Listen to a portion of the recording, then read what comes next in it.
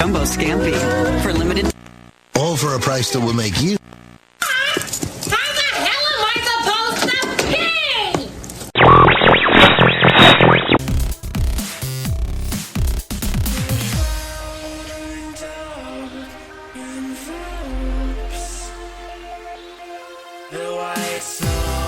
pee? You're listening to BAMF, UK Comic Book Radio.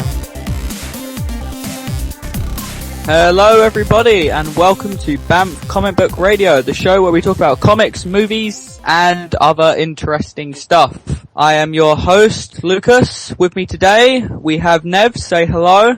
Evening. We have Mr. Bert. Hello. And we have Lady Fee. Hello.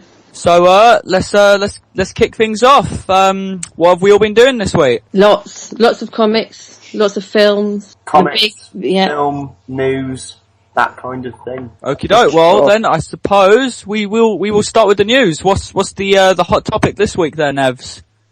Oh, well, after C2E, there's been a whole bundle of hot bits of news.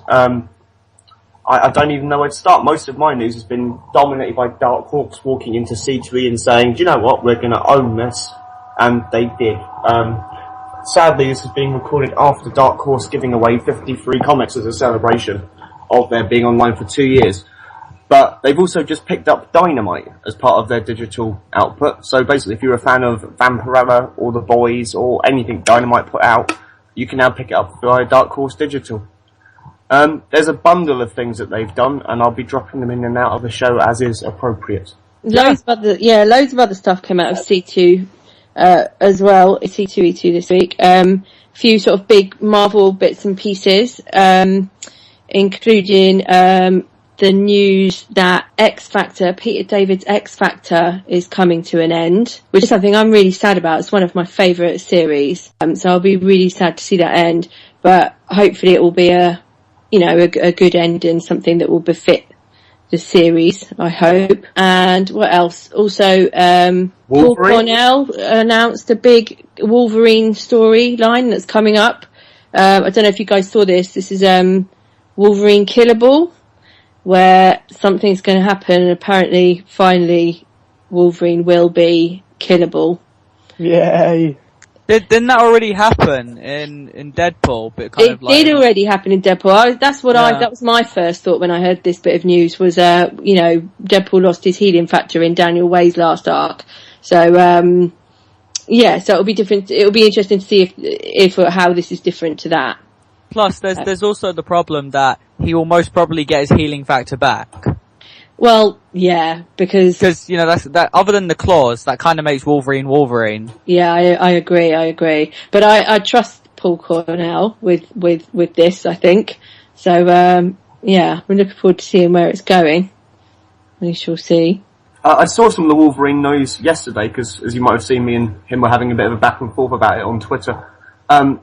The thing that astounded me was we haven't even seen the comic yet, right?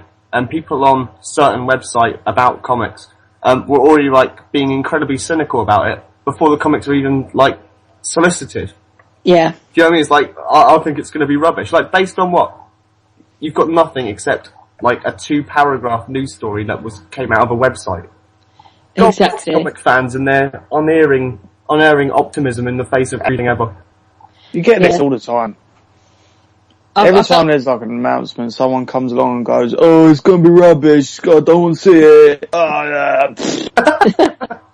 That's exactly what happened. That is the sound of the internet message boards, isn't it? Yeah, just. How dare you do things I do not like. But Paul Cornell, I think, was quite proud that he'd actually started getting proper abuse for the first time from comics fans. He said he felt like he's finally made it. Because we're treating him abuse. So. You've made it when people start sending you hate mail. Yeah. Yeah, you're quite right, Bertie. I was under the impression from what I'd seen from the coverage from C2E, which was, as we might not have covered, a convention that happened in Chicago for comics over the weekend. The reason Wolverine's losing his healing factor is something to do with him mucking about in time in Age of Ultron. So there appears to be some kind of, if you want to muck about with time, then you lose your healing factor. But I don't know how Marvel time works. Because I had a flip through Marvel's comics this week, and none of them seem to have been affected by Ant-Man being dead. Well, until now, that's what you get, Wolverine, when you kill Hank Pym. You lose your healing power, Mr. Big Bollocks. Mr. You Can't Kill Me. In your face now, man.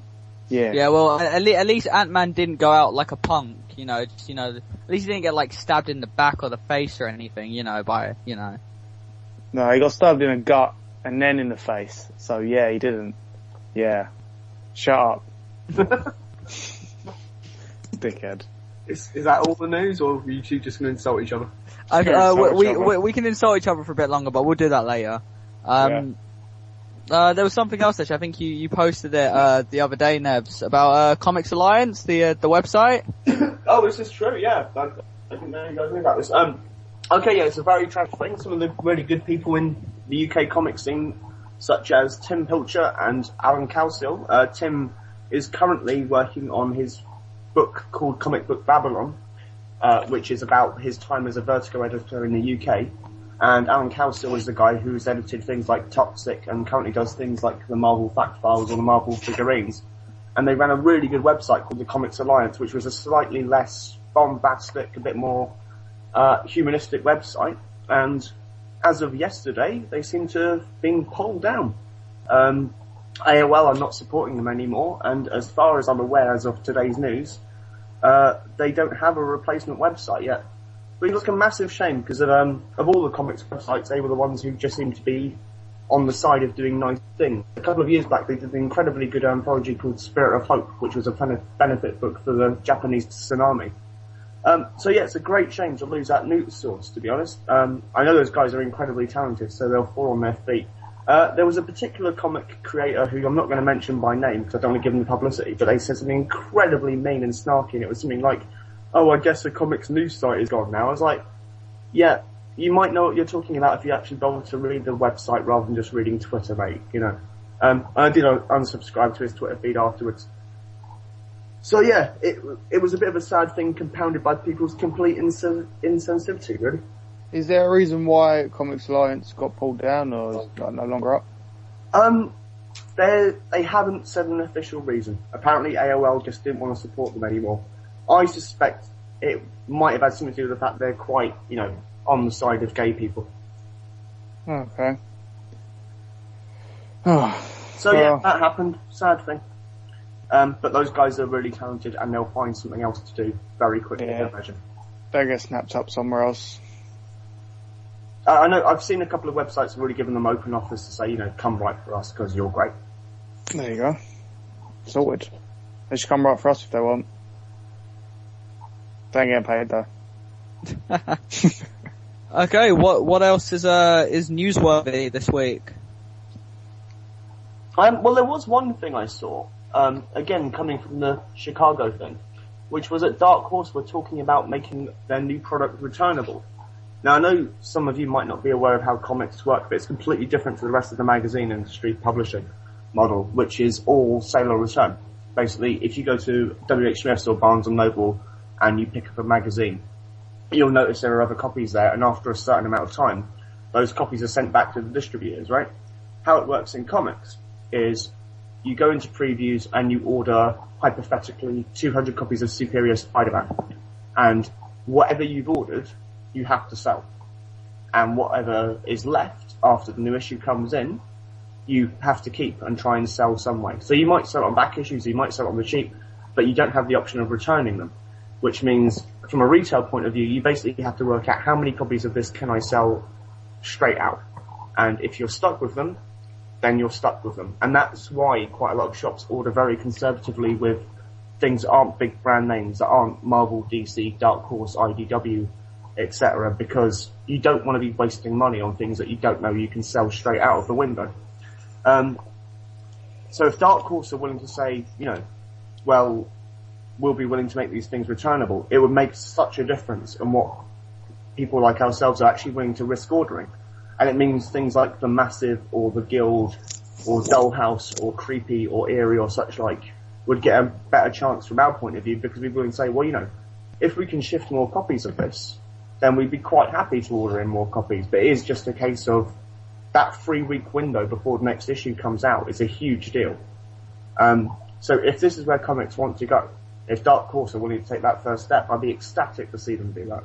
Because, we'd like to order the strange stuff, and we'd like to order the esoteric stuff, but the sad thing is, the general punters walk in, they buy Avengers, they buy X-Men, they buy Batman, and then there's that other weird stuff, and they don't want to try their hands to it, so they leave. So we get stuck with it, so we don't bother. So it's kind of a catch-22 situation. That sounds like a good idea. I don't like the idea that ordering comics is kind of like a gamble. That's totally how shops run.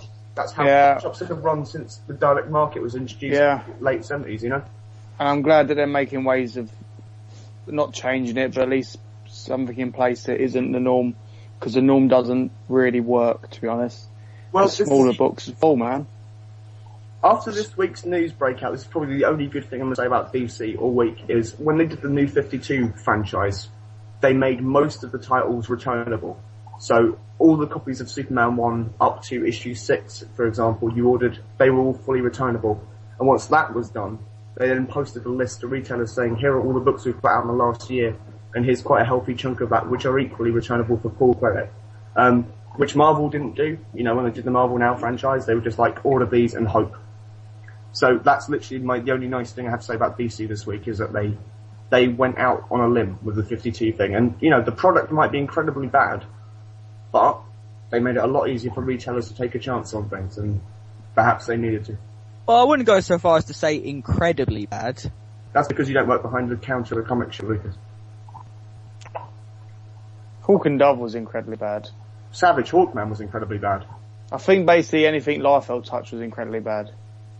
Which was about 5 books. I'll raise you that and say the Fury of Firestorm. I didn't expect anything from Savage Hawk and Dove because it's Rob Liefeld, but a Gail Simone comic, I was like, this should be pretty good. Oh, no, it wasn't. Yeah, from what I heard, it was meant to be 50-50 split, but it was more like I don't know, 100% not Gail Simone. I couldn't believe it was the same person who wrote Secret Six. I was like, maybe he was just having a really bad era of issue. Maybe. Anyway, should we move the ball to a different direction, throw it at Lucas's face? Okay, well then, what have we all been reading this week? Who would like to start? Fee, you start, because you've got lots to say. Oh, I don't know what you want me to start with. We've spoken about this already this week. By far and away, my favourite comic of the week so far was Young Avengers 4 by Kieran Gillen and Jamie McKelvey. Spoke a little bit about Young Avengers last week. I spoke a little bit about issue 3. I didn't say too much about it. But, oh man, this issue has just raised the bar. It stepped it up. I think that this is really now moved up, or is about to move up into second place favourite after Hawkeye, obviously, which is obviously number 1. It's just brilliant. It was just fresh, modern, funny. The artwork, McKelvey is just doing some amazing, outstanding work on this.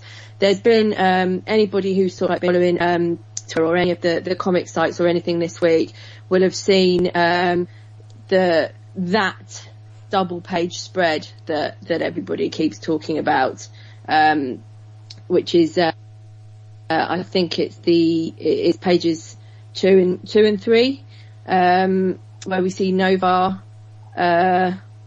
breaking through the window, and you get this diagram that comes across a double page spread. It's just brilliant.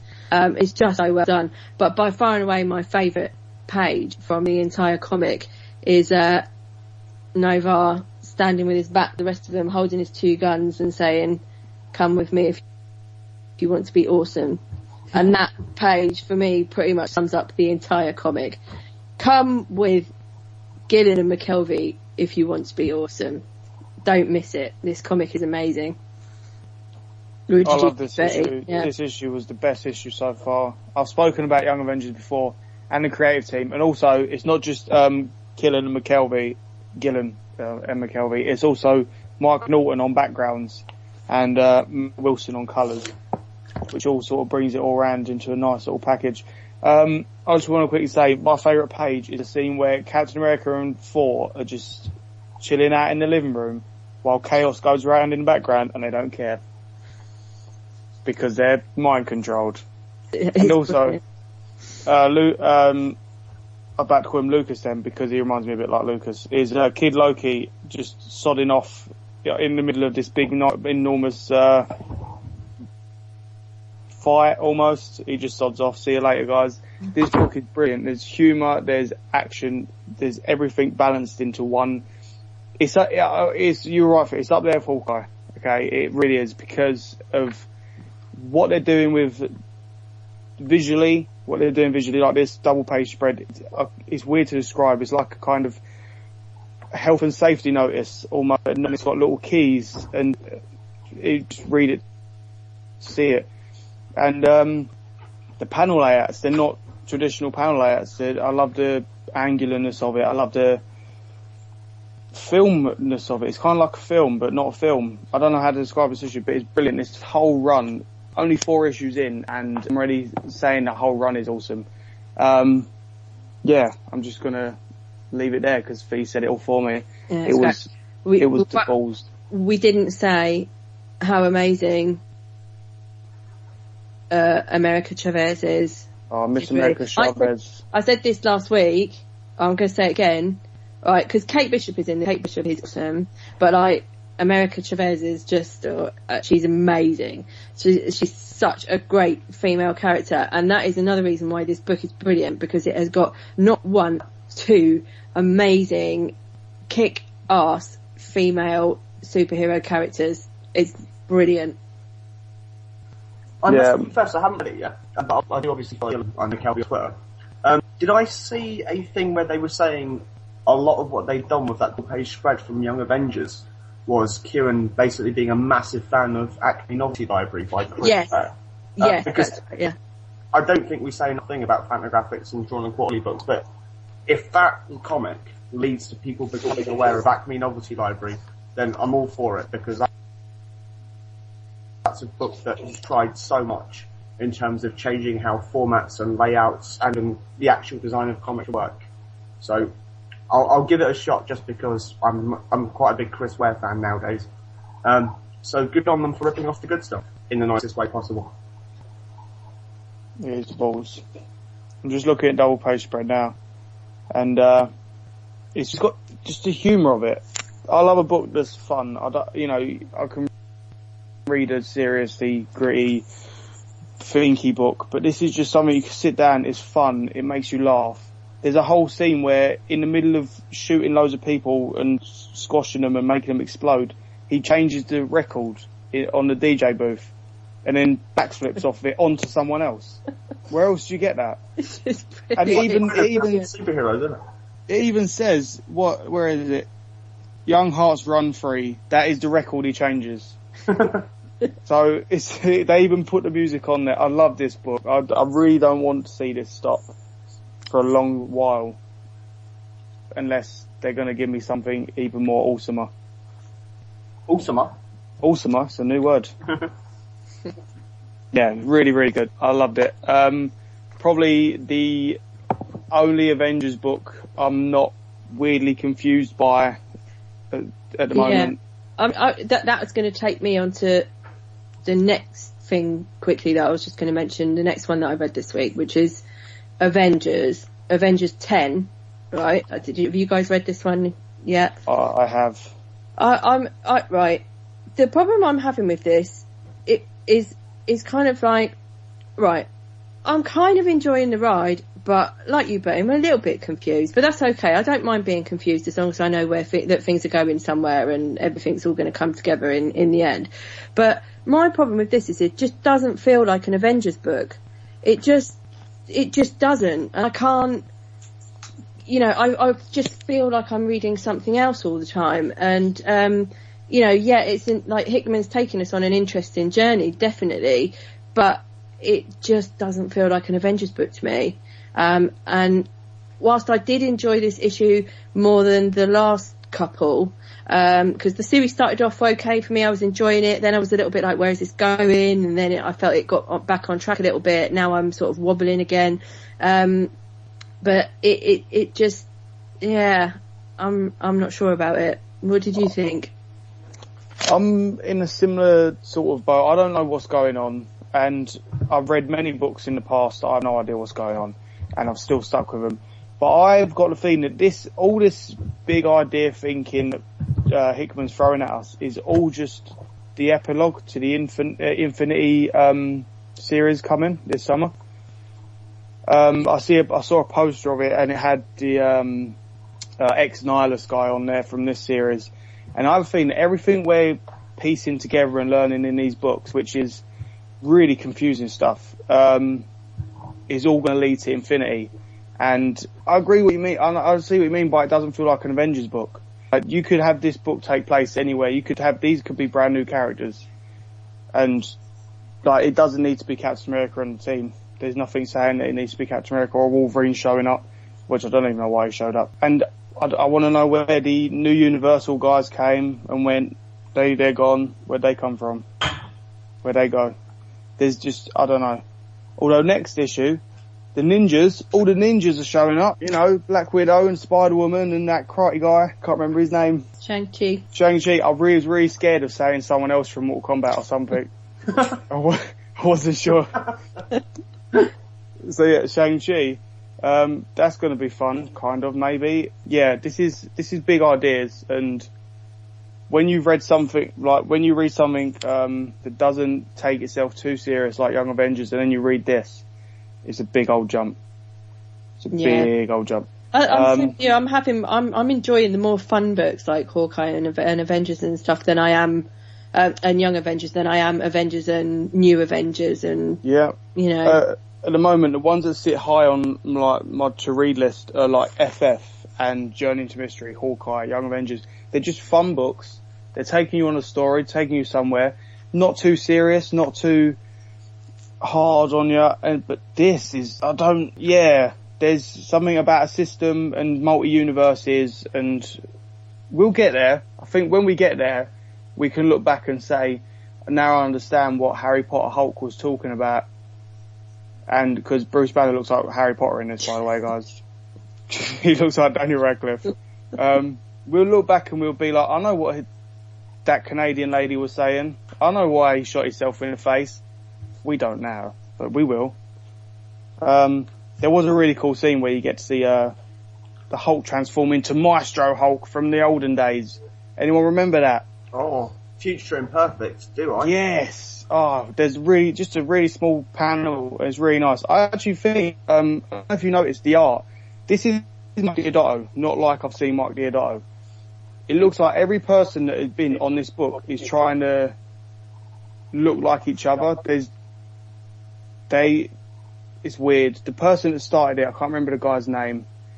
The artist on the first arcs. It seems like everyone is trying to do their own version of him. Maybe it's the colours, maybe it's an inker or something, I don't know, but it's very strange. It doesn't look like Mike Deodato at all.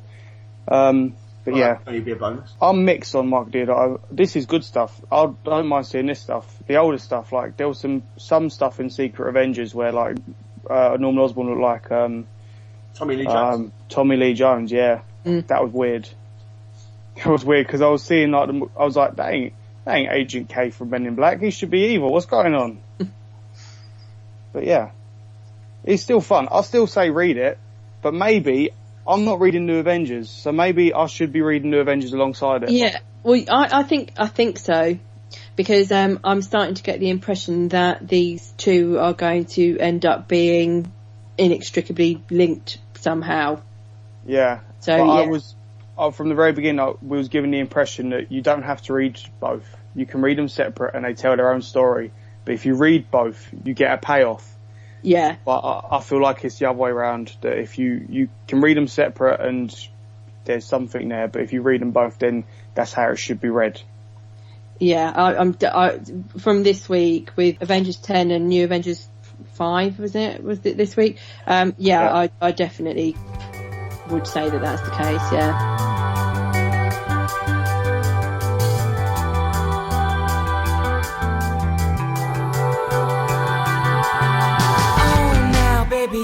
waiting for something. Only thing I know is that I don't know how I'm gonna get to the place I'm going, but I'm pretty sure I'll figure it out.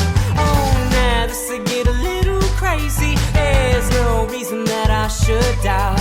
I'm gonna get to the place I'm going, but I'm pretty sure I'll figure it out. I'll figure it out. I'm pretty sure I'll figure it out. And there is nothing wrong with me. I do things I can't remember. Walking in my sleep at night, I feel it creeping in. And there is something wrong with me. Sometimes I wish I could surrender, but people make it hard to be this way, to be this way.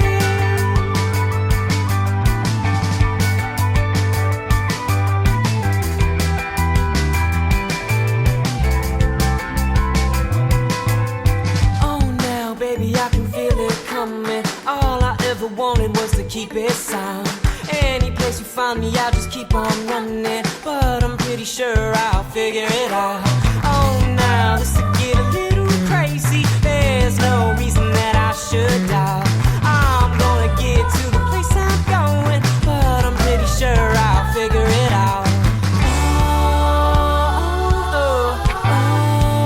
I'll figure it out.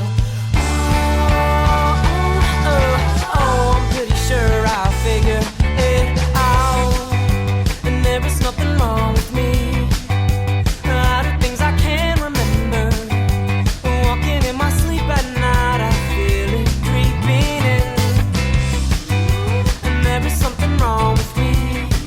Sometimes I wish I could surrender, but people make it hard to be this way, to be this way.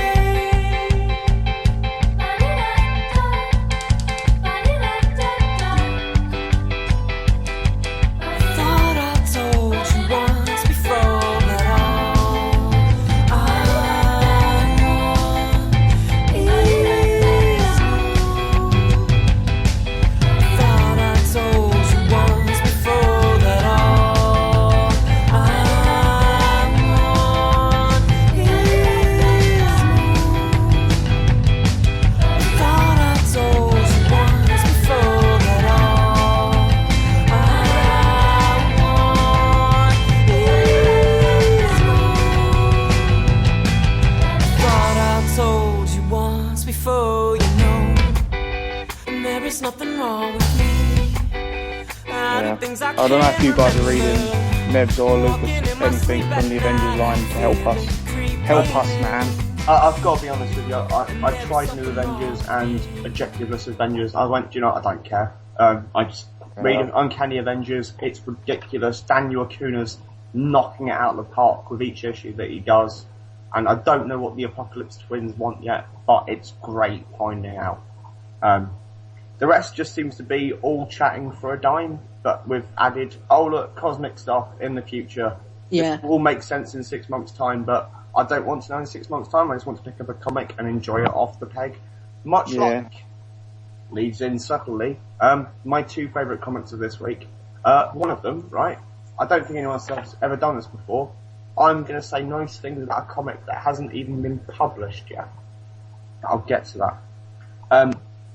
Favourite comic of this week was Superman Fanboys, issue 12, the final issue, where Darkseid, the evil lunch lady, tries to lay the smackdown on Earth, and everyone's in it. And if you guys haven't read Tiny Titans or Superman Family Adventures, they're so much fun. They're so much. The guy knows so much about DC history, but he just condenses all of this completely over elaborate, convoluted stuff into just small, hilarious fun. And it's one of the very few comics that have superheroes in it, published by DC or Marvel, where I can go, do you know what, kids, you can read that, and I've got no worries about letting you read it whatsoever, because there's no decapitations or pretending to be mature or trying to make the thing look really serious. It's just a fun superhero comic with Superman and Batman in it, which is what the things are meant to be.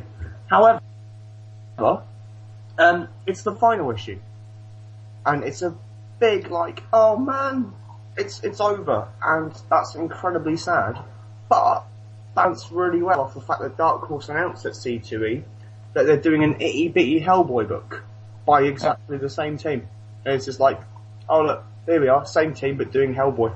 So I can't wait for that. But that's not the comic I'm going to say is going to be really good before it's even published yet. Are you guys aware of the Milligan and McCarthy book? Milligan and McCarthy? That'll be a no thing? No. No. Okay, Pete Milligan, who is at the moment incredibly famous for doing things like Hellblazer and the good issues of Justice League Dark, is reprinting his old works with super stellar, amazing artist Brendan McCarthy in a book for Dark Horse called The Best of Milligan and McCarthy. I suspect this might be a book for the older readers, but they are reprinting some of the works that have been long out of print for controversial and other reasons, including their incredibly good miniseries Strange Days, and most importantly, for me, they did a book for the Fleetway line that was going to be serialised in Crisis magazine and never happened. It was only printed once by Tundra, and the printing was a complete cock-up. Like, I have a copy, and every time I open it, pages come falling out. And that's a book called Skin, which is about a skinhead who suffered from the side effects of thalidomide. And it's not a nice book at all. It's just, this horrible little skinhead with disabled arms running around just being disgusting. And it's one of the greatest comics ever published. And all of the stuff that these guys did in the 80s and 90s was completely off the hook good. Like, you could put it on the shelves now and it would blow away pretty much everything being published. And I have all the stuff that's being reprinted in the book, and it's coming out in September. And I suspect by the time we hit Christmas, we're going to have our books of the year section. And I know from now that that's going to be the book of the year. This is going to blow away everything. And if you can find a copy of Skin on eBay, or Strange Days, or Freakwave, or Paradox, or any of their work, if I can do nothing else with this show but turn you guys on to the work of Milligan and McCarthy, I'm going to do that, because those guys, when they're trying, they're absolutely at the top of their game. And you could throw any Marvel, DC, Dark Horse, IDW, whatever book at them, and they'll go, yep, we'll see that, and we're going to throw more imagination into one page than you guys are going to have in 1 year's worth of events. Wow, I'm sold. I'll send you the links. Okay, thanks. Just to quickly echo the, to go back to the Superman family, do you know that is the third book that Art and Franco have had that DC have pulled away from them? And it was the third book that was amazingly good. They did a Billy Bastion book, they did Tiny Titans, then that, and they got mad reviews. They're the two of the sweetest, funniest guys in the world. They do their own podcast show where they just talk about random nonsense, and they interview people like Mark Waid, and they tell you like the process of their own thing inner workings, and they're just funny guys. They're just there for the fun. And they did a Kickstarter for their own book, Oh Yeah Comics. Oh yeah, it's from Comixology this week, isn't it? Yeah, and I just thought I'd download it, have a look. Again, it's nothing serious. You can just hand it to like a young kid and just go have some fun with that. And it's just fun. But obviously it's for children fun, but it's still, who cares? It's fun. And they've got some big talent on this as well. Apparently Jason Aaron has got a story coming in Oh Yeah Comics of using the characters of Adventure Cat and Action Cat or whatever it is, and Adventure Bug. I can't remember the names, but it was really just a fun old book. They're fun guys, and I'm glad that they're doing, I'm glad they got more work. I know they've got another book from DC coming called The Green Team, and they've got the itty bitty Hellboy thing coming. They're two guys that if you see their work, just go pick it up because you're going to enjoy it. I do have to ask, I don't know how you guys feel about this, but I did have this when I was doing the, what's the word I'm looking for? When I was looking through previews to do the ordering. So I saw that DC were publishing The Movement and the Green Team thing. And the inherent irony that struck me straight away was this is basically Occupy Comics put out by one of the largest entertainment conglomerates in the world. And that struck me as like, hang on. Surely taking the concepts of a political movement and putting them out through a massive entertainment complex for large profits is surely missing the point, or am I wrong? I don't know. I haven't read it yet, but I don't know. I'd be interested to see what you guys thought of it, really. I've listened to Art and Franco talk about it, and it doesn't seem like it's going to be like highly political. It's literally going to be like, here's some rich kids, here's how they bought their powers, here's what they get up to. Maybe Gail Simone's The Movement will be more occupied political stuff, but I don't know. I'll try to be honest. This could sound really like scaredy cat-ish. I'll just back away slowly when people start talking about politics. I'm like, see you later, guys. I'm just gonna go and kill myself. That is literally how I think about politics. Is I'd rather just kill myself than talk or think about it. Don't know about you guys, but I don't. Did you read any comics this week? Yes, I did actually. Well, I read Batman issue 19. Wasn't really, it was DC's big kind of, I think it was the what the fuck thing, or whatever. It was supposed to be a big deal. And the cover is, Bruce Wayne's greatest foe is Jim Gordon. And, spoilers, everybody, it's not his greatest foe, it's just Clayface. So, nice big disappointment for me there. I mean, it was a nice issue and everything, and it's a nice little kind of like story, nice little short story after Death of the Family. And there was also Bert will probably like this one, there was a nice little short at the end with Batman and Superman investigating some magic-y business. But other than that, just a pretty kind of not really a fantastic issue compared to all the previous stuff. It's kind of a bit let down. So I'm difficult to please. So Snyder, do something cool.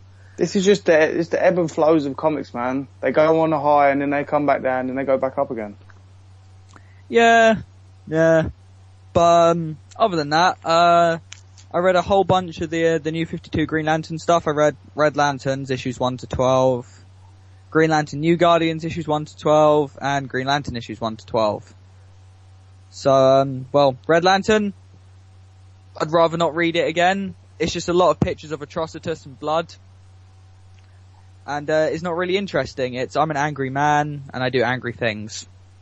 Green Lantern New Guardians, after the first kind of like 4 or 5 issues or so, just got bored, really.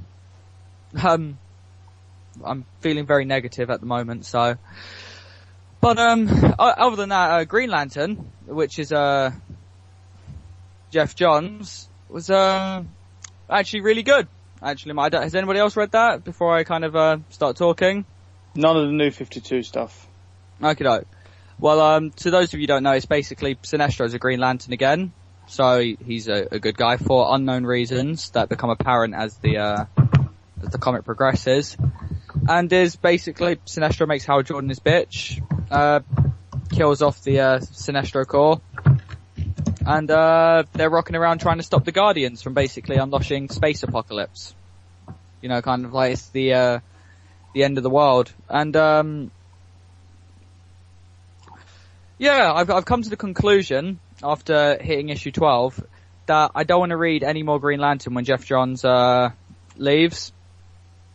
Because reading the other Green Lantern stuff, it just wasn't as good. I mean, yeah, Jeff Johns has been carrying the title for like such a long time. 9 years. Yeah, 9 years. 9 years he's been carrying this title along, and he set the bar really high. So when I read something else that's Green Lantern related, I'm just always a bit kind of bummed out. But yeah, that's pretty much what I've been reading this week. Yeah. Anybody else read what I've been reading? I've read something you may have read, and Lucas may have read, and Fee may have read. You guys ready for this? Bring it on. Jupiter's Legacy. Oh, Uh-huh. Yeah. Who read this load of stuff? Dog's bollocks, which is good stuff, by the way, guys. Tricked you. I certainly did. I read it. I read it too. I really, I'm going to kick it straight off by saying I actually really, really enjoyed this. And I enjoyed it for the reasons that it shouldn't have been enjoyable. Shouldn't, that was wrong saying that. I liked it because this wasn't a Miller book. Did Mark Miller really write this? This didn't seem like Mark Miller. There's just little things in here, this isn't Miller. He missed a whole opportunity of showing someone get beat the shit out of. But he never did that. This is a really cool book. I'm going to let other guys, elaborate on the deep stuff. But this is flipping awesome. I'm just going to quickly let you, Nevs, take over because I'm just flicking through it and I really ain't doing it justice. So Nevs, go. Right, I'm on it. I really liked it. I've probably said on the show before, I do believe at times that there are two Mark Millers. There's the one who does the things like Superior and Nemesis, and you're like, why have you written this? And then there's a bloke who does the things like Kick-Ass and Wanted and Old Man Logan. This is why I like Mark Miller comics, and I know the bloke gets a lot of grief on the internet for the way he lays out his stories, and I think people perceive attacks on people that aren't actually there. My only problem with this book was, and it's kind of hard to quantify, but basically if you've read too much of somebody's comics, like a Bendis or a Miller or an Ellis is particularly bad for this, you work out the way they write things and you see where they put the inflections and the way they put their sentences. But on the whole, Jupiter's Legacy is full of really good ideas that aren't just nicked from comics that he read 30 years ago. It was really entertaining. Double page spread where it basically travels through realities via the medium of a comics page creation is absolutely fantastic.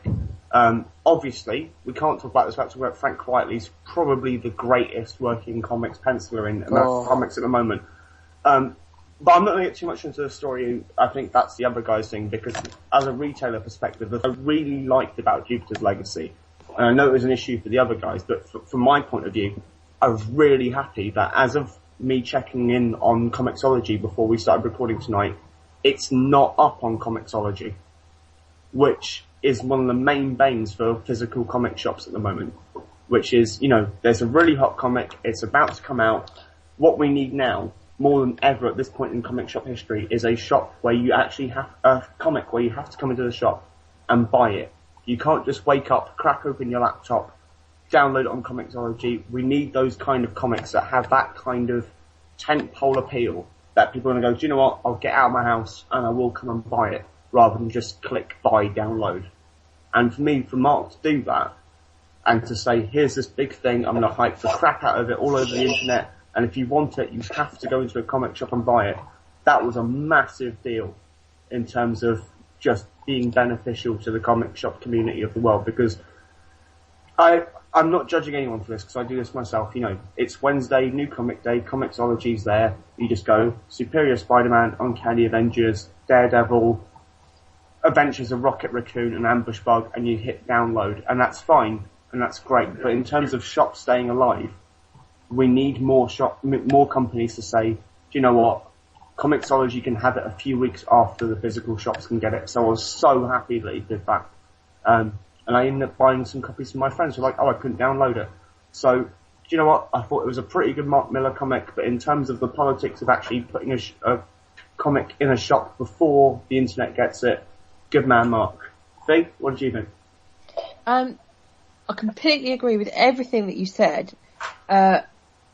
However, from the point of view of a consumer, I managed to pick it up only because I just happened to be right round the corner from a comic shop on Saturday, so I was able to go in and get it. But that's not normally the case for me. I don't have a local comic shop. I have to go pretty far out of my way to get to one. So, it was okay because I knew I was going to be able to go and pick it up. But if I hadn't have been, I would have had to have ordered it online, and then I'd probably still be waiting for it to be delivered now. and so then wouldn't have been able to talk about it or discuss it in any way whatsoever. So it's there's kind of two sides to that. But you're absolutely right, and I really, really admire Mark Miller for what he's done. He has it will be available digitally, but I think they were saying in about 3 or 4 months' time. So you will be able to pick it up digitally if you can't at the moment. But I do understand that there will be some people out there who don't have access to local comic stores who might be a little bit frustrated, particularly now that, as you were saying, like, you pretty much can, with the big stuff anyway, wake up now, pick up your computer and download it straight away. So, there's kind of two sides to that, I suppose. But, in terms of the actual comic itself, I liked it. I enjoyed it. I mentioned that I read Nemesis, didn't I, the other week, which I really hated. So yeah, this for me, like you said, Nevs, is the other Mark Miller. I did like it, although I didn't love it as much as everybody else seems to be saying. I mean, I did like it, and I will definitely sort of pick up the next one, but it didn't wow me. It has to be said. I thought it was kind of starting off like a little bit sort of like Lost, for anybody who watched that, where they set sail for an island, and then I did sort of wonder where this was going, but then obviously then it sort of like swings around and changes direction, and then we get sort of like the superhero thing brought into it, but yeah. I liked it, but I didn't love it. I didn't mean to fall in love with this book. I go in with Mark Miller books as in I'm instantly going to hate it. That's the mindset I prepared myself for, so that I am like surprised by it when I do love it. And this seems to surprise me more than... I think it is Frank Quietly's art that pulled me in the most. I love the look of this world. I love these characters. I love the faces. I love the whole thing, except for the female with no eyebrows. I bloody hate it when they got no eyebrows. It freaks me out, man. Oh. I agree with you. I did love, that's one thing I should have said, I did love Frank Quietly's art in this. I did really, really enjoy it. It's got a weird elegance but power to it, if you know what I mean. Like when they're standing there floating, just the utopian guy, he's just sort of looking all like majestic, but at the same time it's like, that dude will fuck you up. He'll punch you in the face hard and kill you. No, but I do like the story. I like how the story is using superheroes and modern sort of times to show you how superheroes and our current living situations in the world, this is me getting a little bit political, isn't the same as it used to be. Back in the day, it used to be a bit more genuine and a bit more like, let's keep going and pushing on, guys, and, everyone was open and honest, and now it's very money driven and dirty and disgusting and drug fueled, which is nice to show you. On the older superheroes, they're like, we're going to fight the good fight, we're going to keep going, we're going to leave the politicians to their game, and then you've got the kids who are like moaning because they've lost contracts with Samsung and are taking special drugs. I did like that bit. What, the special drugs? Yeah, no, not the special drugs. The bit about superheroes having like sponsors and stuff like that.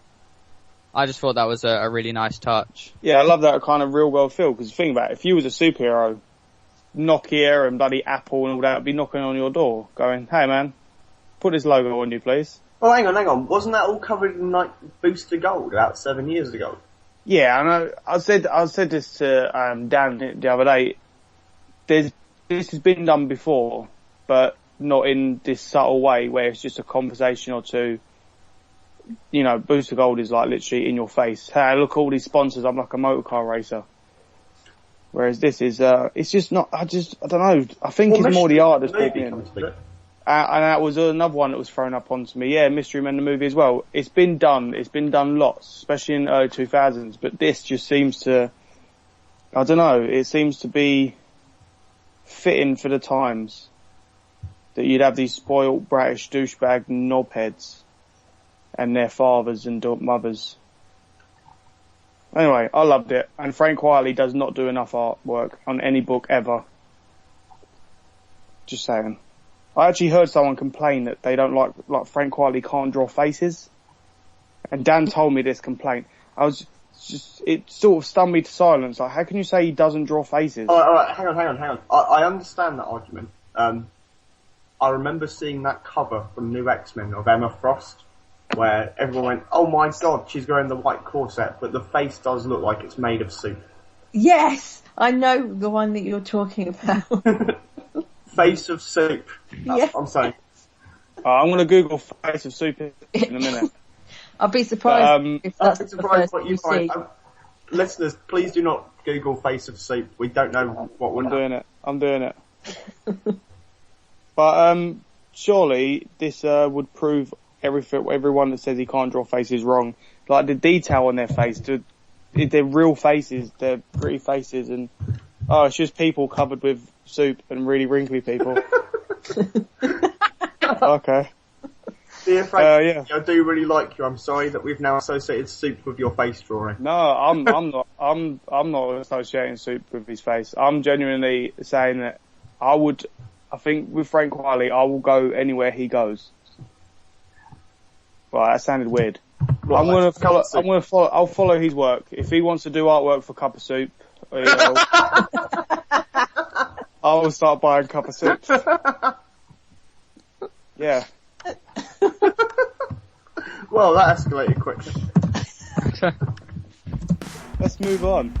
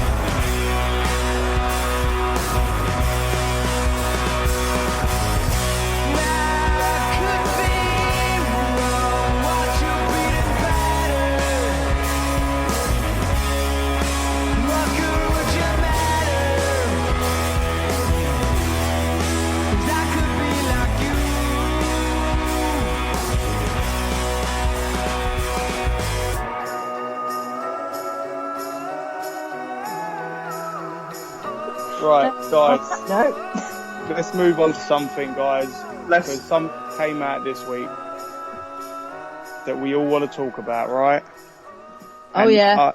I heard that Nevs, this is your most favouriteest film in the world. I can't wait to get Nev started on this. To be fair, right, does Nevs really like anything? I mean, like, really, really like? Yeah, have you listened to the rest of the show when I was saying about the good things I liked, Lucas, or did you miss that? Vaguely. All I hear is negativity. No. Even when you're being positive. Listen, can I just say something, right? You and Nebs are like the two grumpy old men. I am not grumpy. Right, I thought I could be grumpy, but you just nerd your way through DC reviews, and when Nebs gets started on something, it makes me want to, like, go up to the person he's just been angry at and hug them and be like, it's okay. And then what? Buy them some soup. Yeah, here's some soup endorsed by Frank Wiley. Okay? He does it, it's not just you, okay? Trust me. Right? I'm sure I said nice things about Superman Family Adventures and all of Dark Horse's output. And Jupiter's Legacy. So, yes, which was it was a niceness which is now going to get erased by this. That's what I was going to say. Let's wash all that niceness away, and then let's get Nev started on Iron Man 3. Oh, please don't! I like nice Nevs. Okay. Right.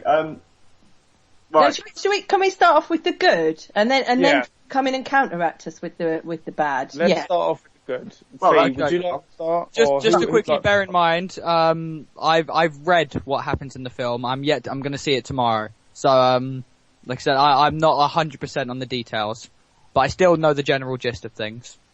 Okay, and you're happy for us not to ruin this completely? I am completely fine with it. I don't mind. I'm still going to see it, even if it turns out that, you know, the entire film is Iron Man makes out with his own suit. Yeah, I'm still going to go see it. Isn't that every Phantom X story ever? Right, who wants to get this ball rolling? Right, I'm gonna start this rolling. Right, now.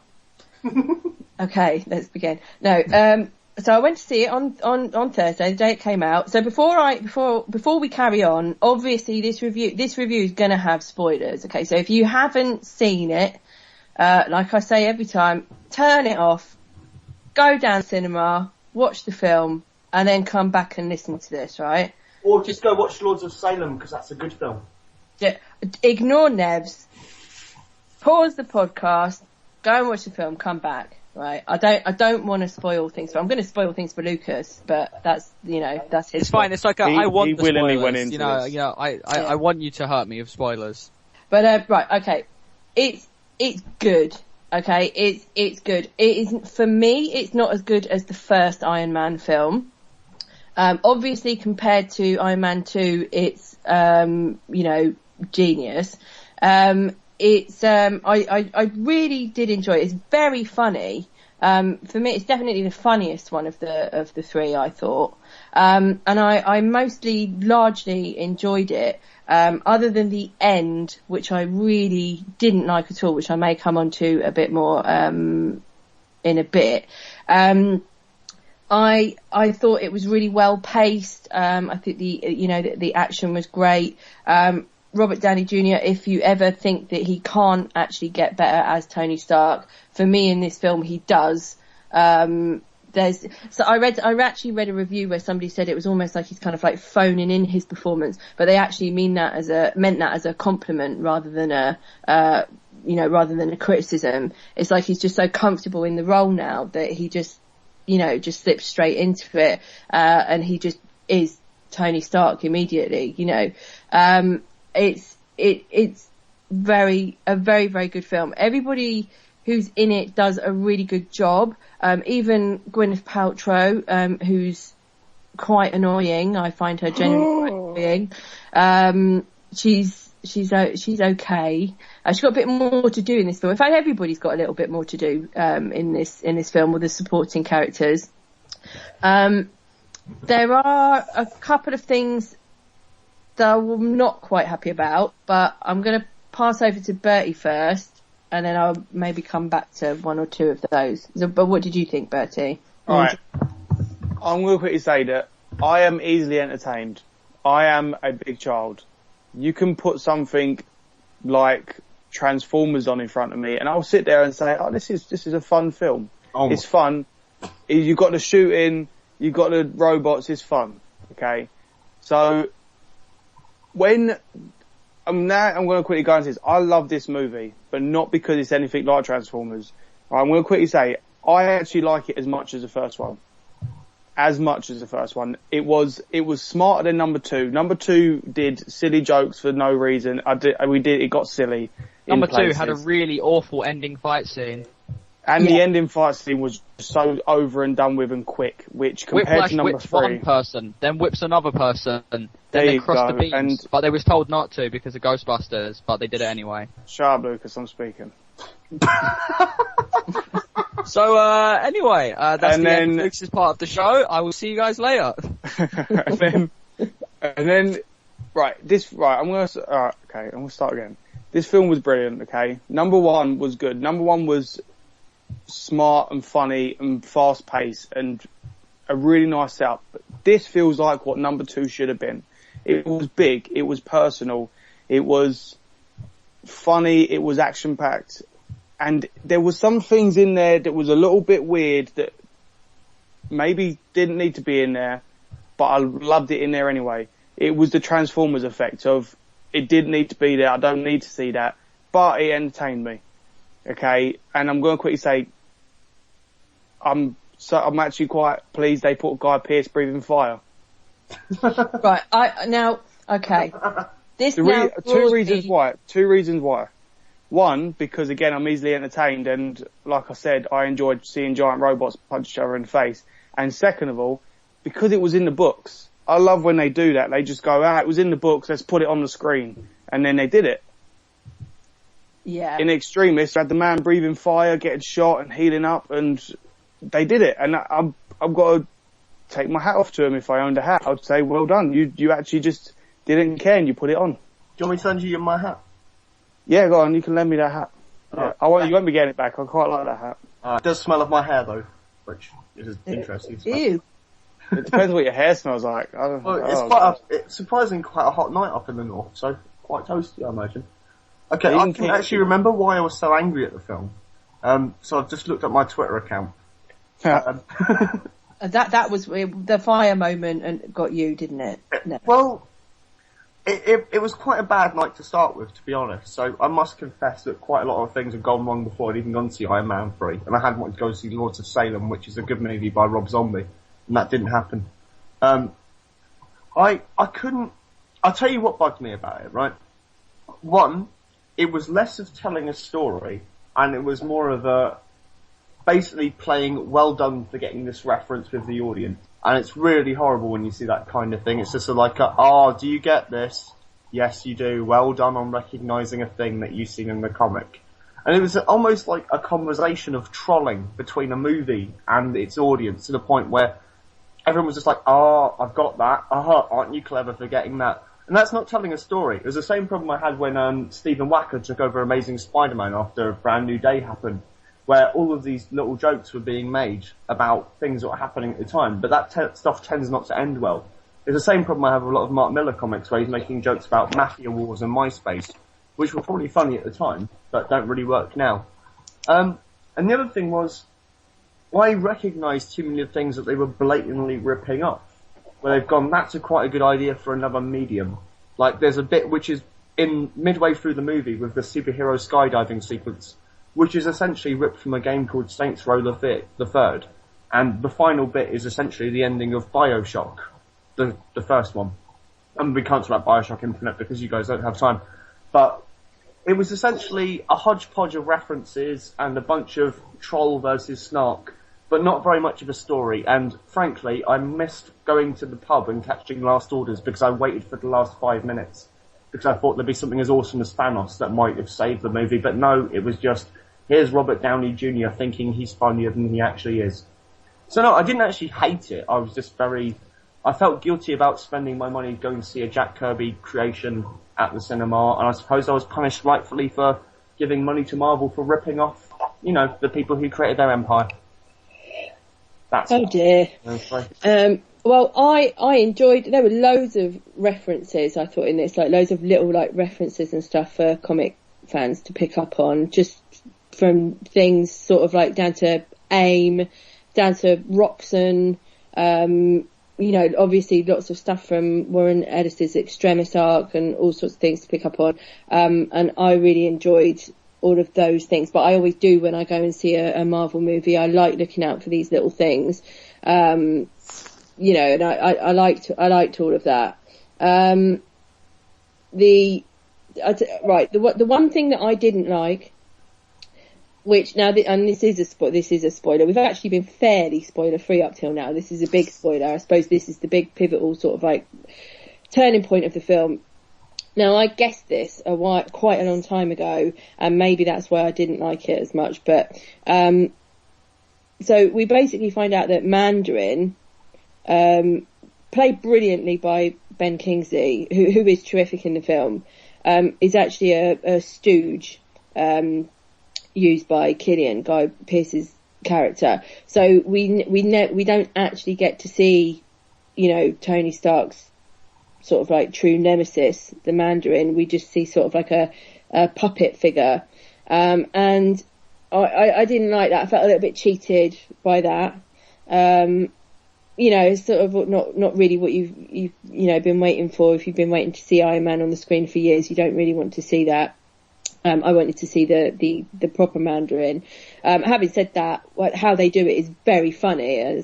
Ben Kingsley is absolutely brilliant. But it just didn't quite work for me. And also I kind of guessed this. I actually guessed it before I even went to see the film.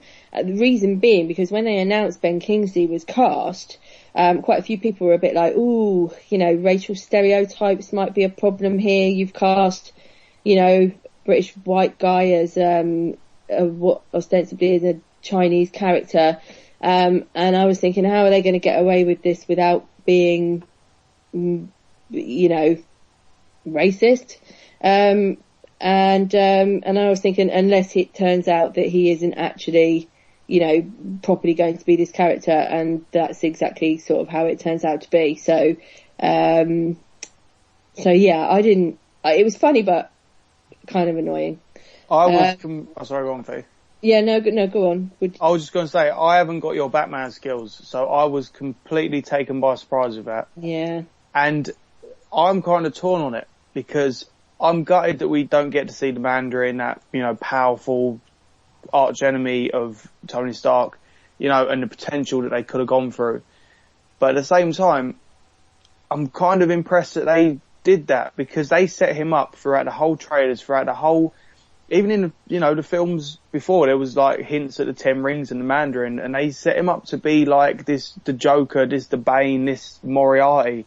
And then they go, oh no, it's not, it's Ben Kingsley. And not only was it hilarious how they done it, but it was kind of brave that they did it, because I didn't know Guy Pearce was in this film. I saw him in the trailers, but I literally took no notice of him in the trailers.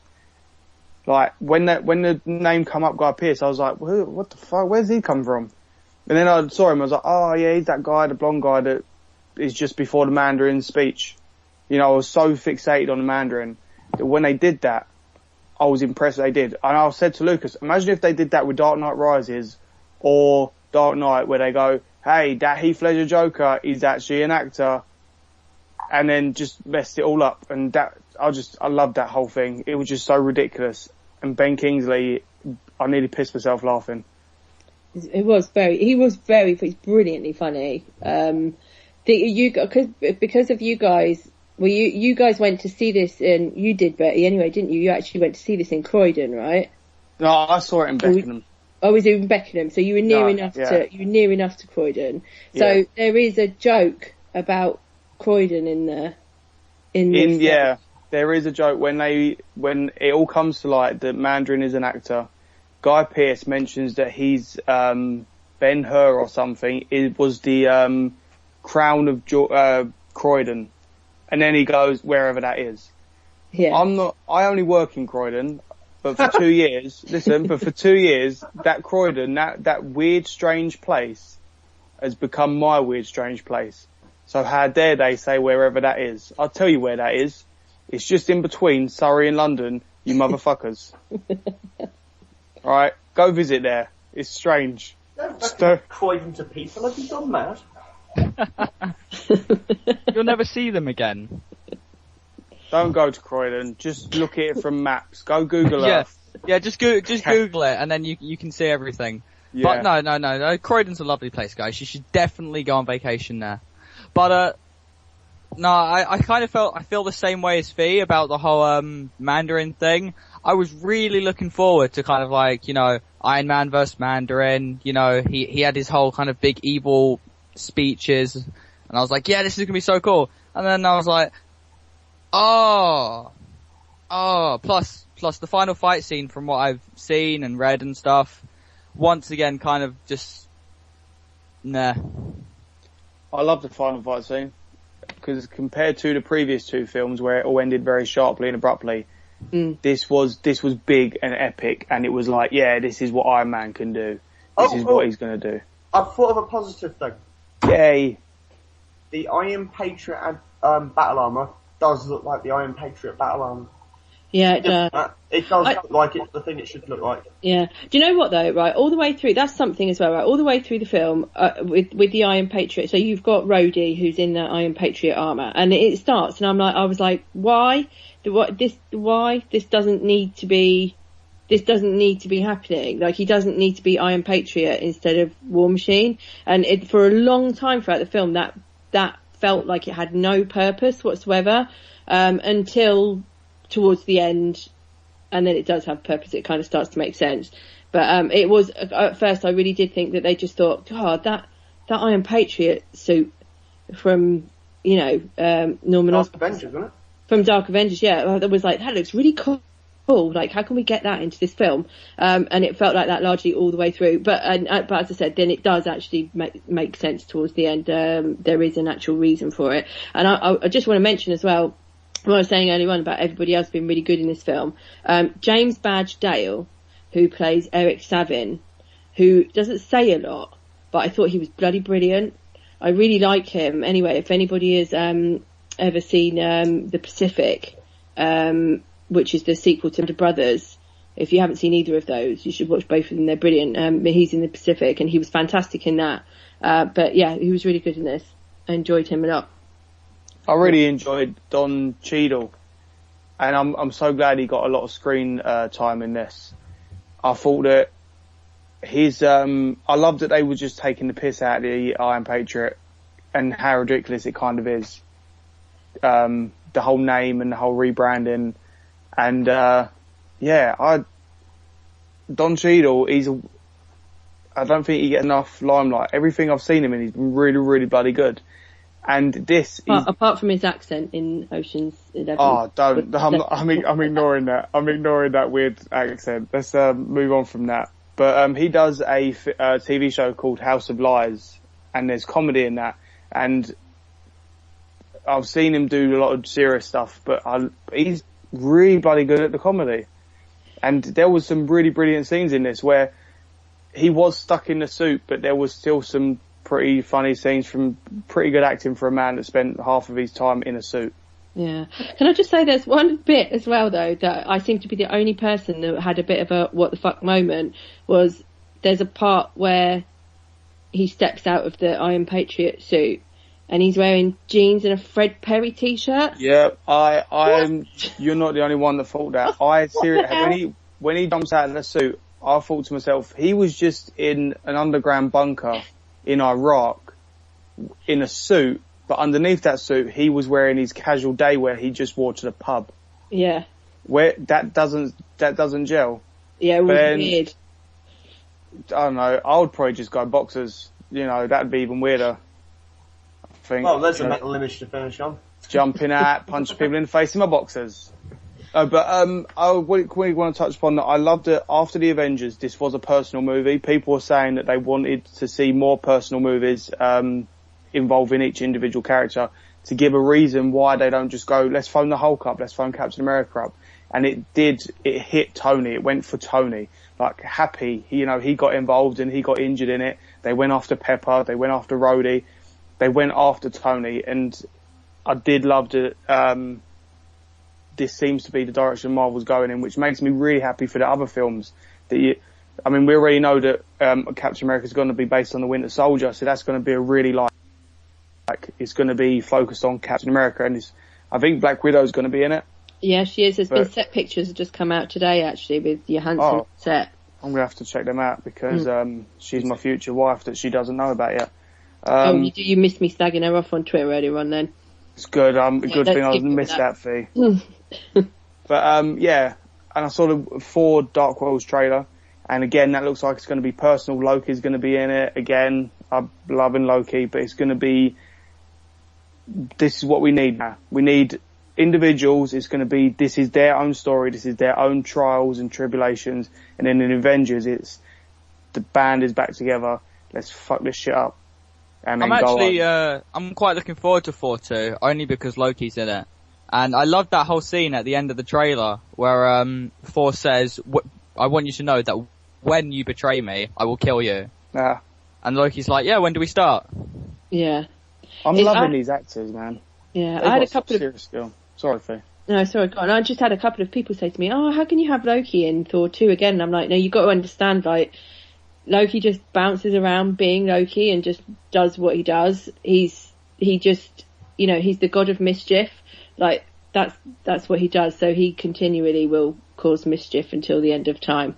That's why he's just always going to be around. And, Tom Hiddleston's Loki is genius. So I'm really looking forward to seeing more of that, that's for sure. But, more of everything, man. Yeah, but just to finish off, Iron Man, the ending, right? To me, I just, I was disappointed with the ending. I felt like it just tried to, look, this is the end of a trilogy, so we sort of have to wrap things up a little bit, but we can't really wrap things up because we know that there's going to be a second Avengers film, so, it didn't quite work for me. It just sort of like swept a few things under the carpet and, didn't quite work. To counter that quick, I kind of liked it because there was a whole thing playing throughout the film where he was like reliant on the armor. He kept having panic attacks because of New York and because the armor wasn't working, and he just couldn't cope without the armor. He's constantly tinkering with it, making it better, improving it. And then at the end, it's like he comes to the realization that, no, Tony Stark, you don't need the armor. And as he says, he is Iron Man. He doesn't need the armor because that's just an extension of himself. It's not who he has to hide behind. Do you know what I mean? Yeah. And then there's that whole scene where he's pulling the robotic arm out of the water and driving off. And I kind of like that because it was like, okay, now we can get rid of the panic attacks and we can be like, yep, he's Iron Man. He's going to now see him next in probably Captain America or something, doing something funny. And yeah, I quite liked it. I can see what you mean by it was a brush things under the carpet type thing, but some stuff I think needed to go under. Like get rid of the metal pieces from his heart so he's not constantly relying on the suit to keep alive, and let him be, I am Iron Man. I don't know, whatever. So the subplot with the child is so affecting that neither of you actually thought to remember it. No, I actually really liked those bits with that kid. Yeah, I did. There was a really good chemistry between Downey Jr. and that kid. Okay, the only thing I can think to say about Iron Man 3, honestly, is, do you know what? Watch the cartoons on YouTube and spend the 15 quid or whatever it was you're going to spend on it and give it to the Hero Initiative to pass on to the Kirby estate, because this was just waste of money. And I'm not even talking in terms of, like, good films, I'm just talking in terms of Marvel films. Waste of time. No, if you like Marvel films, then go and see. I do like some Marvel films, but this was was worse than 4. Metal Gear 4. The one where 4's pretending to be Solid Snake and doing kung fu kicks and hiding about. Yeah. Go and see it.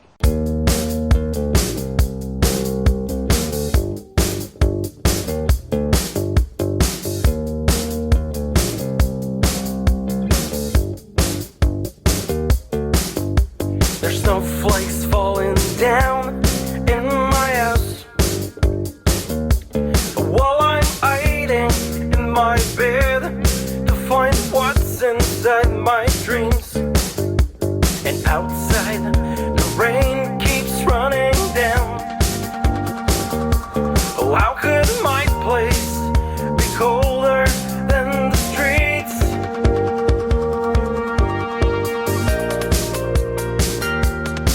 I keep walking in my sleep,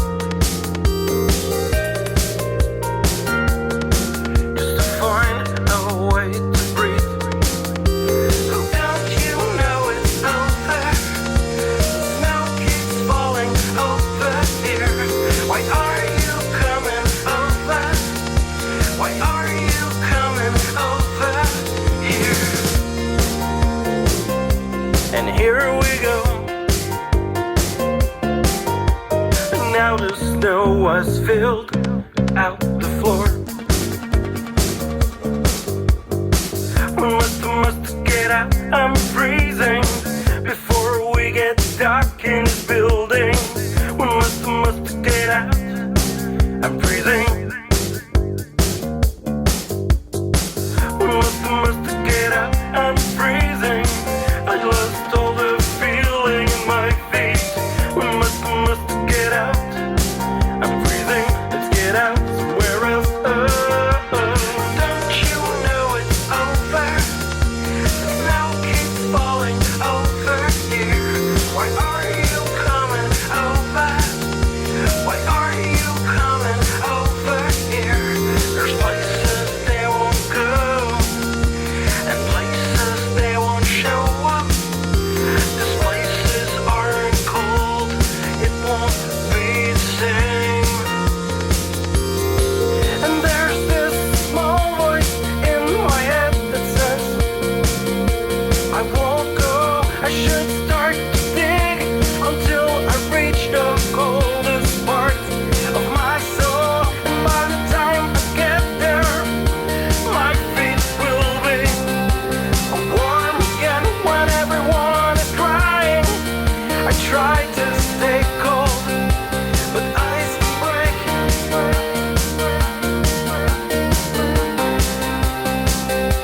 And ice can break, and it's still snowing in my house. But you know what? I won't go. I won't go. I won't go. I won't go.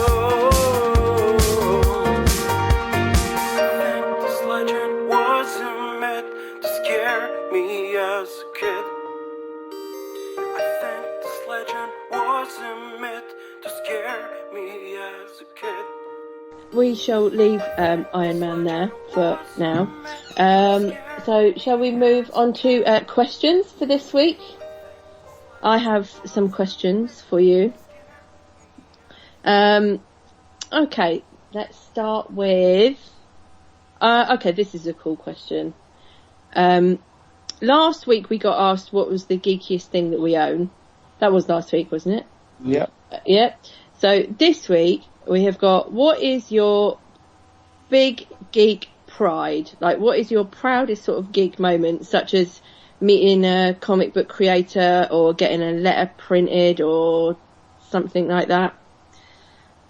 Should I kick it? I've got loads. Yeah, So yeah, should I start?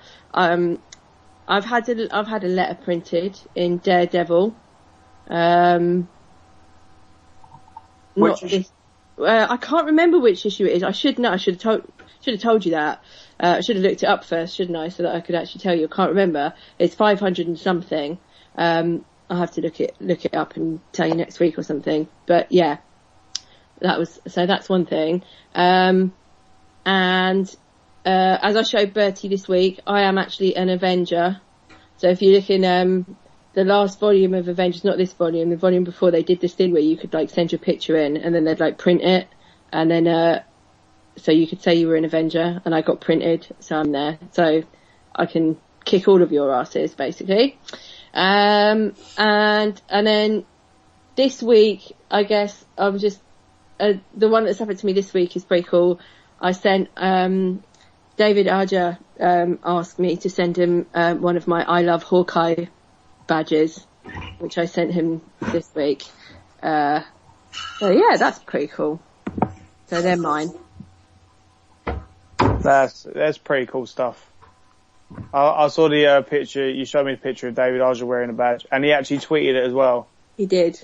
Which was awesome stuff, man. And if he's not wearing that at Thought Bubble, I'm gonna, just gonna slap him in the face. I'm not really, that was really bad. I'm not gonna slap David Arja in the face. I'm not gonna. If you slap David in the face, slap you in the face, babe. They're not gonna let me near David Arja now. Oh, I'm sorry. I'll slap Lucas in the face.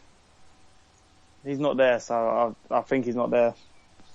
Oh no, I'm here. here. I knew you was there. Oh yeah, no, I'm always here. I suppose I might as well do my proudest geeky achievement. Go for it. It's not actually comic book related. So, yeah. But, if anybody's ever played a game called Mass Effect, there's these two factions. You've got the Quarians, and they created the Geth, which is basically, think an army of Ultrons. And, there's this whole bit in Mass Effect 3 where you can unite them, but it's kind of really difficult to do and involves you having to play across Mass Effects 1 and 2 to kind of make certain decisions that will allow you to do it. But, I managed to unite these two. And considering I spend most of the game being a complete and utter dick, it was just a really, really nice thing, and I was really proud of myself. So, yeah, that's probably my proudest geeky achievement. Yeah, that's just showing off, really, for those that can't do it. It's actually really simple, but, it's you know, not. I did It's really hard. Just stop showing off to people. Jesus, showing off. Do you know what that is? That just sounds like jealousy. Oh, I united the Quarians and the Geth. You killed your one. It's okay, there's no need to be jealous of someone for succeeding in something you failed at. I didn't fail. I just gave up the opportunity to succeed. Okay. Okay, Nevs, what about yours? Most of my geeky achievements banned by the Comics Code Authority. That doesn't exist anymore, so let's do it. There are too many names. What can I actually tell you without causing legal actions and mentions of sex with people I probably shouldn't? Anyway, what can I genuinely mention? I'm a background character in a cover to a Dynamite comic. I was a recurring character in that, but I can't mention the comic because legal reasons. But I exist in comic history forever because of that. I'm also the, one of your favourite comic creators has written a comic about me and forming of my band. Again, I can't tell you which one. Some stuff happened that I can't tell you about, but it happened. That's my achievement. Alright, Mr. Secrets. Alright, I haven't got any good ones, so I'm gonna make one up. In Shrek 2, when he gets turned into a human, he's actually based on me. I can get away with that as well, because I'm just gonna say, that is 100% accurate, by the way. Because I do look like him, so I'm gonna say that it's based Shrek. on me. Yeah, so there you go. Luke, Human Shrek. I swear you're Human like the Shrek. meanest person in this podcast. You barely say anything, and when you do, it's basically to be mean to Bertie. This is what we do. It's just, you're like a human knife. Cool, this is what we do. Seriously, it's not a good day for either me or Lucas if we haven't greeted each other with some kind of insult. Yeah, if we're really nice to each other, something is really wrong. Yeah, we're just in a really bad mood. It's been a bad day. I'm not saying it's a kind of tension in some way or anything. I'm just saying. No, we're basically in love, to be honest. Yeah, there is a tension there, but it's one that isn't hostile but sexual. Good. Okay. Yeah, so I haven't got any good geeky moments. Maybe I'll have some to talk about in the future, but for now I'm going to make one up, and that is that Shrek 2, when he gets turned to a human, is based on me. You can compare an image of me to somewhere on the internet, and the image of Shrek from Shrek 2 when he's a human. Google it now, and you'll be like, oh my god! Oh, it's true. It's true. Down to the ears and everything. So yeah. I'm going to go and do that right now. Well, I googled soup face, so you should Google that. I will. Is that Frank Quietly Soup Face, one hashtag? Yep, Frank Quietly soup face. I did hear that he's going to be doing Bachelor's Cup of Soup. I did hear. Is that All-Star Bachelors and Robin? That is, yeah, All-Star Bachelors. Chicken and mushrooms are going to be the first one. And then they're going to spin off with just tomato. Yeah, so it's going to be good. Look out for that, man. In your local supermarket. Supermarket, you say? Yeah, they're not going comic stores. They're going to go supermarkets, digital, then comic stores. Digital soup. Okay, well, what's the next question, Fee? Okay, sorry, I found that far funnier than I should. I've got a question from the audience if Fee's still dying. Okay, alright, while Fee's busy laughing, go on, Nevs, what's the question? The question I've got from a member of the audience is, if a comic is solicited to be published, and then the publisher gives up midway through because they find the content too abhorrent, for example, All-Star Batman, which finishes in a bunch of, well, cunt jokes really, should the consumer be able to sue the publisher for wasting their time and money on a comic that isn't going to be finished? Wow. I like that idea. I think that's a really good. I'm going to do that. I'm going to find someone and sue them. I don't know. Maybe not, because I'm going to pass that on to Lucas. Lucas would probably know. Lucas, go. Go on, Lucas. Be super at us. Wow. Yeah. We kind of all want to do it, but we don't want to admit it. Just me? I'm with you. I'm with you on that one. It's a weird one. Like, yeah. I can see why you'd want to do it. I can see why you want to do it, because you put money and time and effort into this. You put money towards this, and then they've gone, actually it's going to be a load of rubbish. I think I'd be more pissed off if it was something like a Kickstarter, where you backed it and you've been there since the kind of inception of the idea. But when it's something that's been solicited that isn't, you didn't have to go after it. That was your own choice. Then I'll provide the flip side to that argument. Yeah, go for it, man. Right. If it's a Kickstarter thing, you could just imagine, well, it's run out of money, so legitimate. Yeah. They've stopped doing it. Whereas if it's something published by DC, then the chances are their publishing budget probably isn't going to run out. Yeah, that's more of a reason to get annoyed. Yeah, that's true. I'd say yeah, but then if you've not, I'm going to say yeah. I'm just going to say yeah. DC, big companies shouldn't do that. Don't put something out and then just go at the end of it all. Just see it through to the end. Grin and bear it. Whatever. Just don't cheat your consumer, your customer. Because then they're not going to come back next time. But yeah, that's a really good question. It's really hard. Just sue DC, man. Just go sue DC. Everyone is. I'm going to sue them. So we're all suing DC this week, is it? Yeah, booster goals based on me. Right.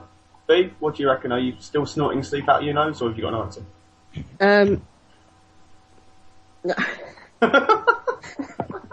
The thing is, I was laughing so much that I kind of missed the question. Sorry. I've recovered. I'm all right now. Deep breaths.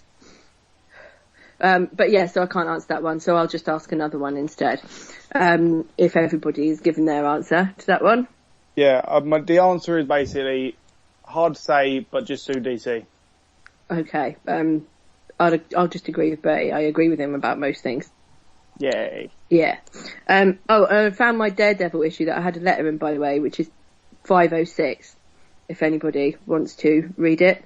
But then I've just realised that I've blown my secret identity, because you'll all know my actual name if I tell you that. But anyway, too late. Never mind. Daredevil 506, right, Google. You won't find it on Google. Will you? Probably will. Okay, right. Next question. This is from Jason, who is at JBWeb on Twitter.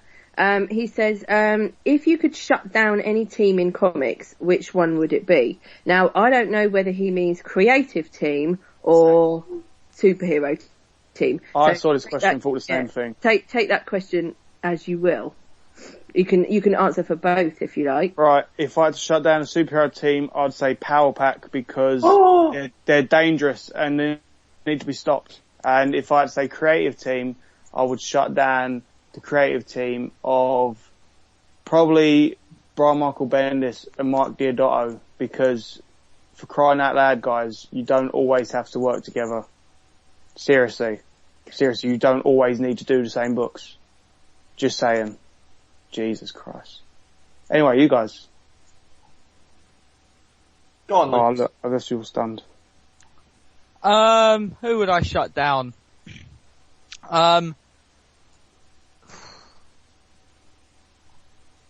There's a lot that I would shut down. Everyone. Yeah, just for the shit, anybody who's ever opposed Doom, so yeah.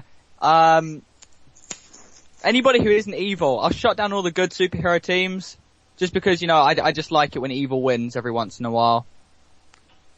We've clarified that you are pure evil, right? I'm not pure evil, okay, right? Yeah, okay. All big time villains, think they're doing something good, or that they are good. This is true. So, Lucas is evil, everyone. If I have to shut down one, I'm gonna say, shut down the Red Lanterns if they really count as a team, just because their comic is awful. There you go, that's a really good reason. Alright, Kinson's feet still snorting over soup. Right. That pretty much actually describes Red Lanterns, by the way. Snorting out soup. Yeah, because every 5 seconds they're spitting blood. They've got serious hygiene issues. They've got constant Frank Quietly tomato bachelor soup coming out. Yeah, exactly. They just can't, and every time they're saying something horrible, and then when they say it, they're like, oh, I'm going to tear you apart, and then there's blood spitting out. Yeah, I'm going to shut them down, actually. Yeah, let's shut down the Red Lanterns. Yep. Okay, can I talk now, or do you have anything else to say? Oh, no, it's fine. You can talk next. Go on. What about now? That's the second person. Wait. I'm almost finished. The second person. Oh, God. Okay, right, go. Fictional team, I'd shut down the X-Men, all of them. Just all of them in one fell swoop. All the mutants. Just stop talking, stop whining. Oh no, it's really difficult being attractive but wearing some spandex. I'm persecuted. No, you're not. You're just a bloke in some spandex. Take off the spandex, get off with your life. Creatively, though, basically the DC editorial team of the Marvel editorial team of the 1990s, Scott Lobdell, Fabian Nicieza, Tom DeFalco, Bob Harris. They screwed up the Marvel comics in the 90s, and now they're screwing up DC comics today. They can be shut down, switched off, they can go get a job in a cup of soup factory in Swindon, and we can all read some decent comics. I don't want them ruining Bachelor's cup of soup. Don't go to the Swindon branch, but you'll be fine. I'm with you on the X-Men one, actually. Just... Not for mutants. Yeah, no, I'm anti-mutant. So, Anything led by Cyclops can go, as far as I'm concerned. God, you're all racist. No. Down with those fictional races. Yeah, I actually can't justify this, to be honest. Why did you stop it there? Why did you say no? I was trying to think of it. I was saying lots and lots of no's to try and justify it, but no. Just to say, they're not actual racists, guys. They're not serious racists. They're just mutant racists. I am the exact opposite of a racist. I just hate Scott Summers. So that's understandable. That's racist. Yeah, it is racist. Yeah. Let's not use the M word, guys. Okay. What, Margarita? Yeah. Why are you saying it? Oh. My answer to this question is Fantastic Four, because I hate them. How'd you get there? Oh. Yeah, no, Fee's right. After that movie, definitely. Yeah, they can all die. Not even anything to do with the film. Have we not spoken about my hatred of the Fantastic Four before? No, I don't want to. I think we're gonna have to save that one for the next podcast, because it sounds like you are ready to explode. Okay. I don't want to talk about that. We'll touch upon that next week, maybe. But I can't stand them.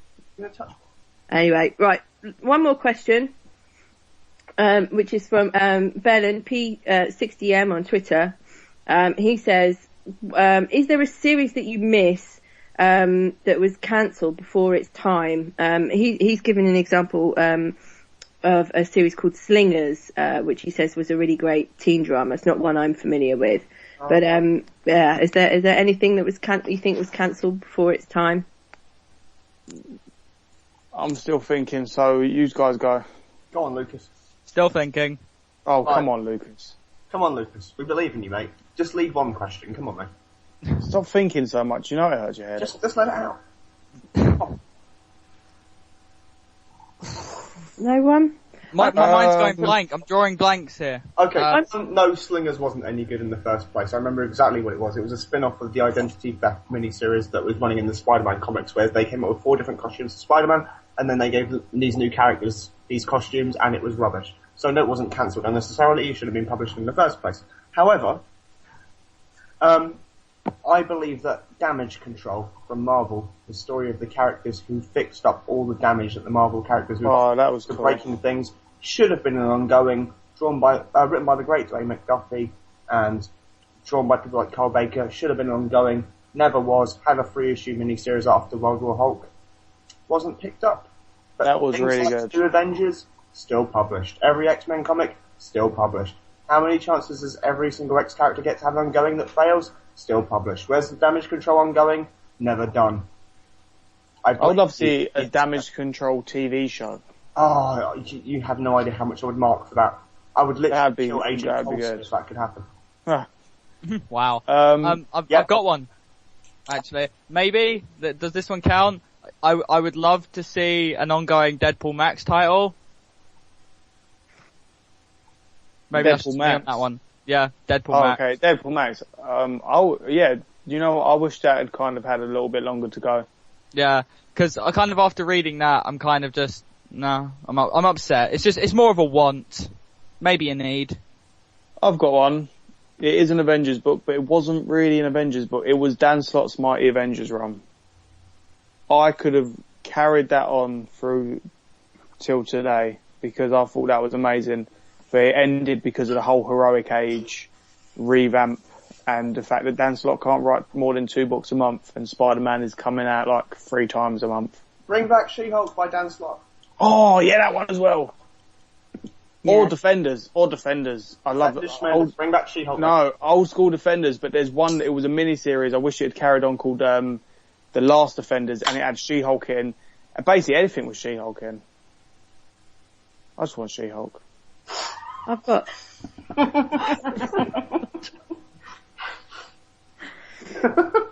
Okay, mine is, actually this might be a bit controversial because you will probably all hate it, but Bendis' Moon Knight series, from, when did that finish? Last year? That was last year, yeah. Last year? I really liked it. It only ran for 12 issues. But I was kind of really enjoying seeing that side of Mark Spector. I really liked it. Obviously it was all building up to this Age of Ultron. But yeah, I liked that. I would have liked to have seen more. It's kind of strange that it was going to be an important book towards Age of Ultron, but they just went, nah, let's not go anymore. And it was a Bendis book, which should have given it enough backbone. I did like the idea. I did, because at the time it was different to what he was doing.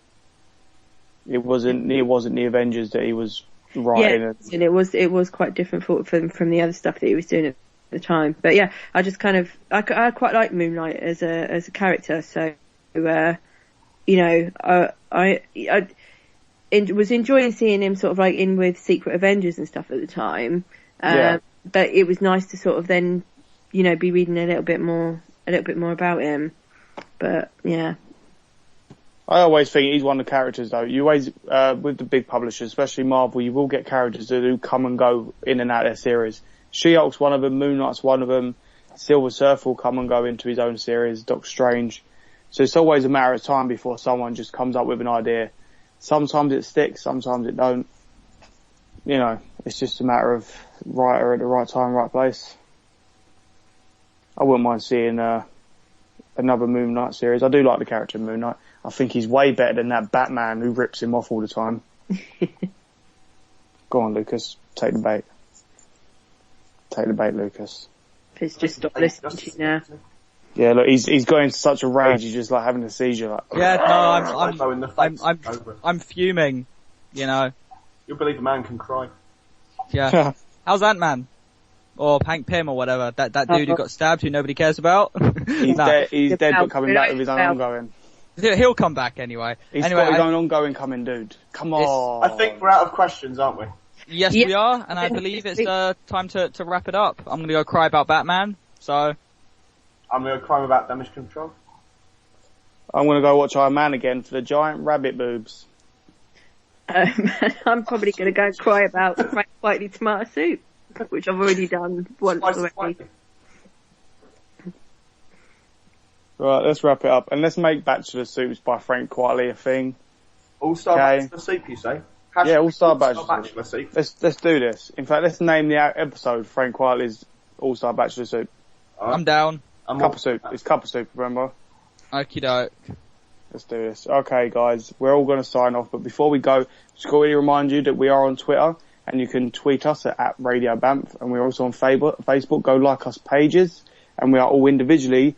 Just search our names and we appear. Also, you can find us on YouTube now. We have our own YouTube channel. So if you're a YouTube channeler, get on there. We will be uploading videos there very shortly once me and Lucas get our act together. And also we are on We Are Arcade, where you can find us and our family of podcasts, and our articles as well. So go there and have fun. But I just want to quickly say, if you are an indie band / musician and you've got music that you'd like to be heard, get in contact with us, please, because we put music onto our podcast and we would like to, have some, and it's free advertising for yourself. So get in touch. Also, indie creators and artists and writers, get in contact with us, because we want to start doing little segments with up and coming smaller creators that aren't yet, on the mainstream road of fame and hate mail. So get in touch, please, if you can. We'd love to hear from you, and we want to do stuff with you. Not to you, but with you.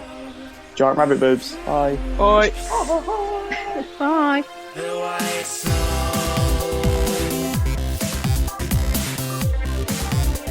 www.wearearcade.com